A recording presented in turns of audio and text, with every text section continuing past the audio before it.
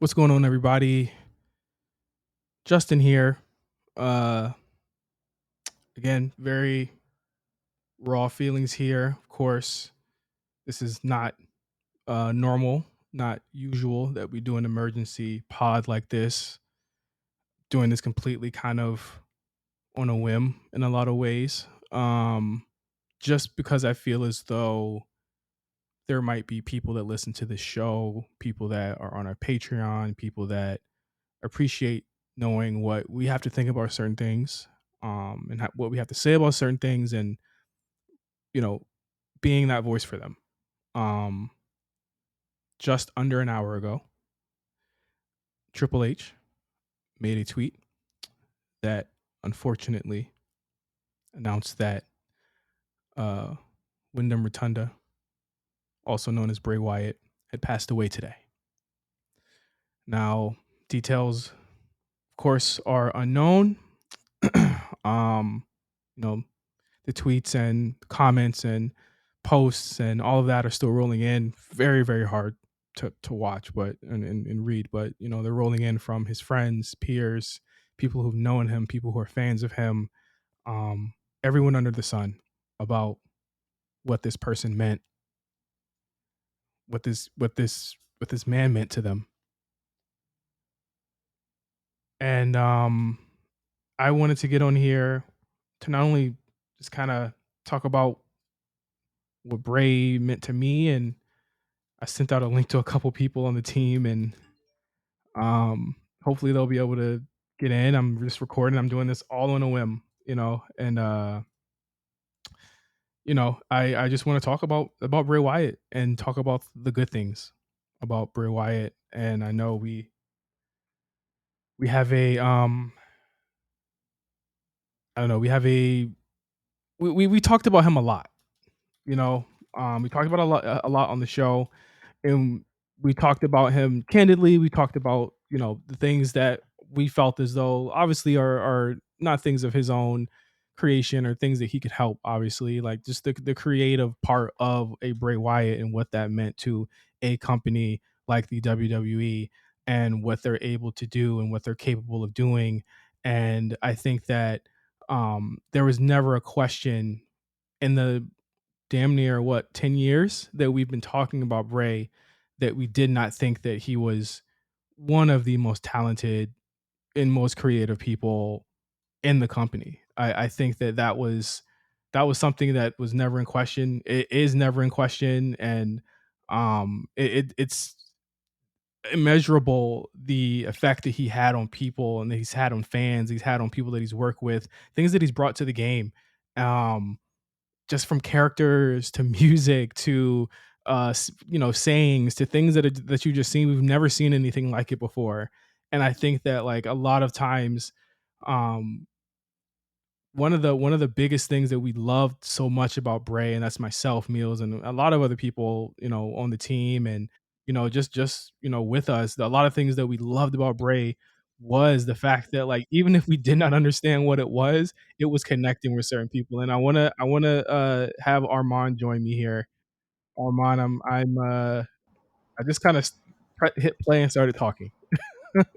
Yeah, I feel like that's all you can do right now. Yeah. So And I just to preface everything, I when I started this recording, I just want to talk about the good times and the good things about Bray Wyatt. I feel as though, like I said a couple of minutes ago, I want to be able to talk candidly to our fans, our listeners who might need a voice right now. And I felt yeah, compelled to really just have this conversation. So what's going on, Armand? We don't do this often, of course, we from the don't. rewriters room, joining us here really quick. Thanks for jumping on the call with us. How you feeling, man? Honestly, it's tough. It's you never expect death to happen, um, and so letting it sink in, thinking about his family, thinking about his fans, thinking about the people he worked with, like all of that is just kind of settling in. And honestly, when you texted me, I put on his match with Daniel Bryan at Survivor Series 2019. Wow. Because I really enjoyed that rivalry. Him and Daniel always did really great things. So I was going to watch that. I was going to watch the strap match, Elimination Chamber 2017, just to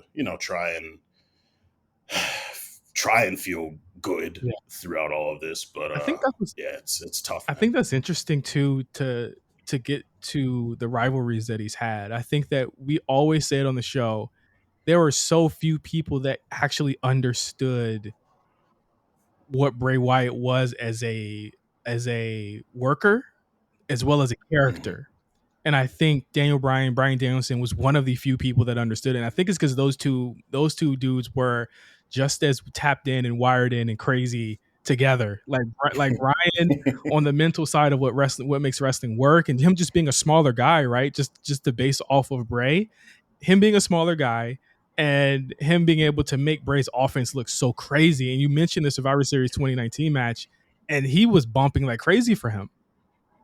Yeah, yeah, that one, the Royal Rumble 2014 match.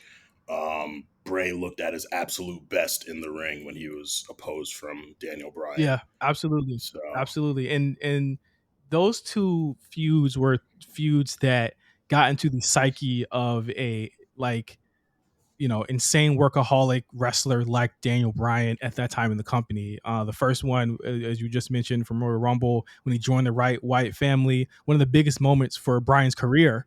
At that point, yeah, people loved him so much. At that point, they wanted him, and that would lead into his WrestleMania, his WrestleMania birth and the Yes Movement. But a lot of people don't remember. It was the Bray Wyatt feud that popped that off and had the fan reception at a fever pitch.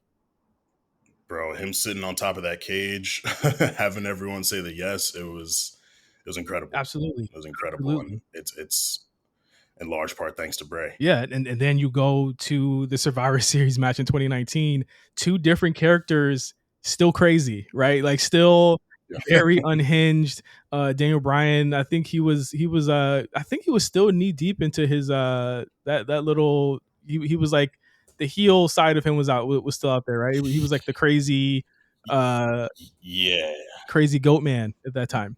yeah. He still had his long hair. He Bray, after he lost that Survivor Series match, was when Bray like started ripping his hair off. I think the very next SmackDown, then Bryan went away and then came back, and they had the Royal Rumble match, and it was again awesome because their chemistry was just something we really haven't seen before. Absolutely. That was the one where it was where Brian was like, "I'm not afraid of the Fiend. I'm crazier than the Fiend." Like, like that was Hmm. one of those ones. And again, like we mention that a lot because I feel like one of the things that I always felt I wanted to see from someone working with Bray was someone that could understand kind of the psyche of who he was. There's very few people that did.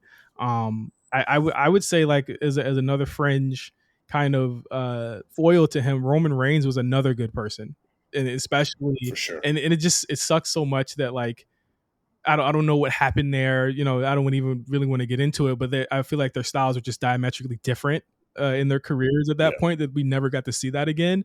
But in those early, 20, what was it, 2016, 17, I think, um, he was like, even the Shield stuff, like they had so much great Yeah. chemistry of just two big hitters. Yeah, yeah, no, I mean, people regularly go back to the Wyatt Shield match as one of their favorite tag matches. That moment on Twitter that circulates damn near every day with Wyatt pointing at, I think it was Sheamus that Roman speared. Yeah. Th- they, they definitely had something, and it would have been interesting to see it further explored. But at least we got the moments that we got. Yeah, absolutely. And we just had Meelz pop into the show. Meelz, me and Armon talking about just some of our favorite moments. I just felt as though it was just right for us to kind of jump in here and just for our listeners, just to talk about some of our favorite moments from Bray Wyatt. Yeah, gosh, this is like I don't know. There's something about it's crazy. I'm trying to find the words, but it's crazy. I was just talking to someone, just texting. I was like, "Yo, wrestling deaths are really like nuts. Like Yeah, they hit different than like a lot of other kind of like." And we just lost the legend Terry Funk. Rest in peace, Terry right. Funk. and then this kind of like coming back, but it's always like it always hits a little bit different because I think it's the character and like the larger than life kind of attitude that comes into play when you really remember this person. And Mhm. with Bray Wyatt, Yeah. his ability, you know, creative notwithstanding, because I feel like definitely sometimes it was creative was lacking, but creative notwithstanding, he had you. I'm sure you guys have talked about this already, but his return last year was something that like, oh, this is why you do that.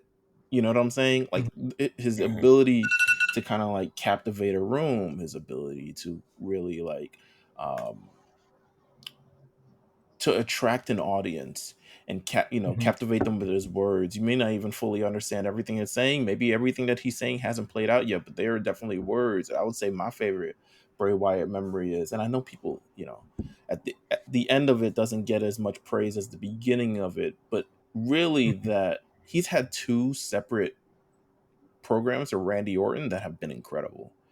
And Yeah, I was gonna bring that up, Hmm. but in his best feuds too. Yeah. yeah, his like the one where Randy Orton joins the Wyatt family, and It's they awesome. kind of take that through SmackDown. They win the Survivor Series match together. They win the tag team championships together. Luke Harper, comes into play in that, but eventually builds up to him turning on him, and it was always in play. Like Randy Orton, this was always Randy Orton's scheme to do this, and then kind of Mhm. like seeing it Hmm. play out a number of years later via the Thunderdome, where they kind of just took everything from there and then kind of like how can we raise this up another level? And again, like both these performers, I think Bray Wyatt after the first Randy Orton one, and Randy Orton just in general because he's just great at what he does anyway.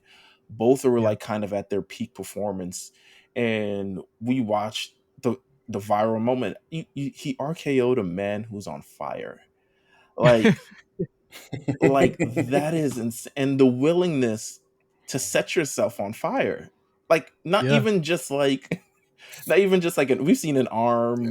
We've seen someone. I've seen MVP run up the damn ramp with some fire on his back. We've seen Cody put the gel on his back. This man set Yeah. his whole body on fire for this program, and then returned looking charred as ever. Like the commitment. That was a fire, bro. That was a fire ass fit too. I remember talking about that on the show. We were like, yo, the actual it looks some. I remember I called like some Jason Michael Myers type shit. Yeah, but Yep. this is the investment that I feel like beyond just that, the company knew what they had in him. It was just kind of like, how do we portray this? And I think Bray Right. Wyatt also knew. I think there's a lot of like creative that goes through him and coming up with this like very original creative character. I felt like it was only a couple of years. I feel like, to be honest with you, if he had, and this is still unfortunate, like his best years performing that character were probably still in front of him, to be honest with you. Like Yeah. Yeah. there's a lot that I feel like it was never completely fine tuned, but you knew that the talent was there, and you knew that the he was a force. Like just having him on SmackDown alongside Roman, alongside Ronda Rousey, you could take some of the heat off the bloodline thing, and you can bring out Bray Wyatt, and it's captivating the crowd every time. Like he was larger than life. That's why this is so like the suddenness of this is always crazy, and the sobering feeling of it Hmm. is always crazy because it's like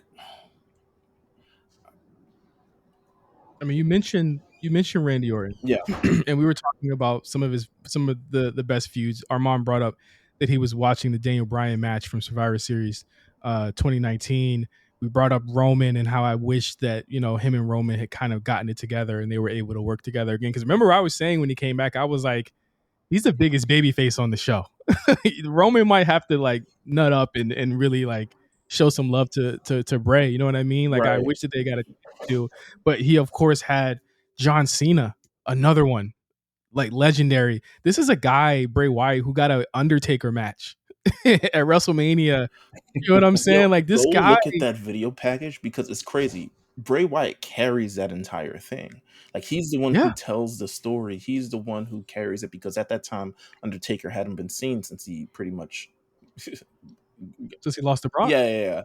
So he Yeah. was the one to kind of like carry that feud, and it's one of the. I always say this is one of the best Mania video packages, and it's so underrated because we got like My Way and like Miz Yeah, and stuff like that, but this is like a really underrated one as well.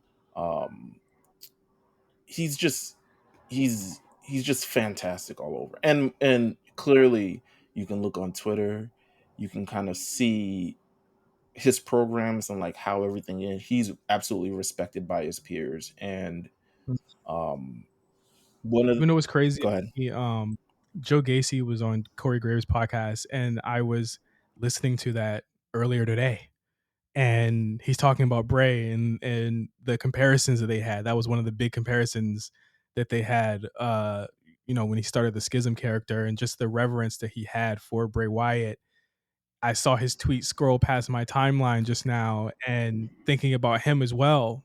He was a huge Bray Wyatt fan, or he is a huge Bray Wyatt fan, and just thinking of the next generation of characters and wrestlers that he influenced as well is just like you said, Meelz, it's incredibly sobering because there was just so Yeah. much that they had to learn from him and that they could have learned from him. And it's just so hard to know that he's just not going to be there. And I know I didn't want to get super like in the weeds of how sad this thing was. I want to talk about the happy things, but um Mhm. man, this I mean, let's talk about the return. I mean, he's had many returns. I mean, the Fiend return Uh, against Finn was one of them.